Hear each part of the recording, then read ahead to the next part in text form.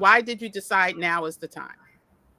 For me, I'm a disabled veteran, retired military, mom to a neurodivergent son who's autistic, an amazing young Black man. And the energy and the tides and the anxiety level that we started experiencing, especially in 2024, entering 2025, especially after November, which, as I mentioned to you, Kim, is close to a year to the date when we found you. And I knew that it was safety and peace of mind, quality of life is key for me. It's key for my son.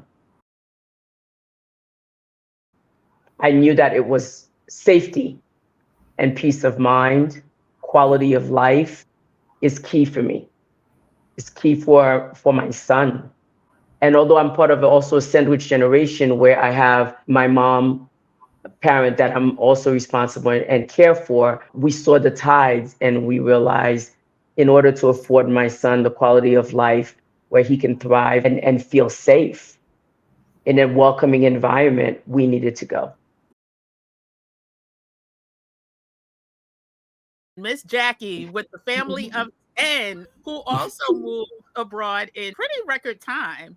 Can you share why now for you? Why was 2025 the time back to the US? So 2025 really wasn't our number.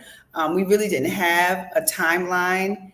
We just knew that it was time to go. We started off with just, my husband saying he wanted to retire early, been working since he was probably 14 years old. And then it just went to kind of exploded a little bit where my children were like, well, I'm not staying here. I'm going with you all. So we had to make plans and figure out a place that would be good for our grandchildren because we knew that the culture shock would be more, it would hurt them more than it would harm us. So we thought about it, and the urgency came when my grandson, my oldest grandson, he was getting ready to start high school. And it just hit home because my daughter, she homeschooled the younger children. So, them not being in school didn't really bother us as much. But the oldest one was in school. I couldn't imagine him going to high school.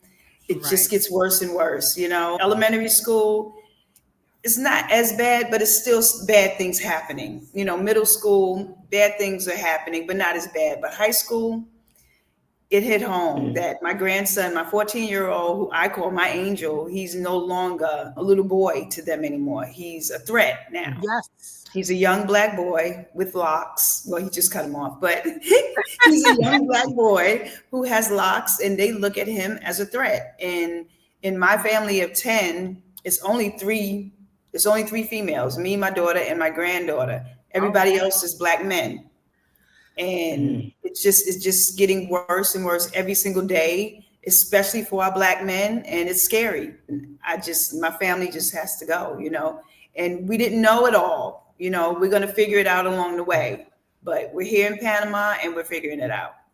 Jackie's been part of the fam since 2024. So I remember the early conversations and the work that you had to put in, getting everyone's passport and getting everyone situated, and not knowing exactly when you were going to make a move, but you knew that you had to make a move, right? In order to protect your family and making sure that they're not just living in a state of anxiety, but they are thriving, girl. I see y'all up on the rooftop pool hanging out.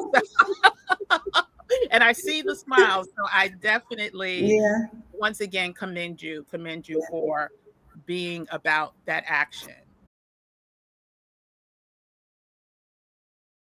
25%. It was 25% of what I was quoted here. That's what I wanted to share, that my 25% was not just for the care. It included 2 round-trip tickets, 2 5-day stays in a 4-star resort, transportation to and from the airport, and transportation every day to and from the clinic. So, yeah, it wasn't just the clinical, and that was still less than 25% of what they quoted me.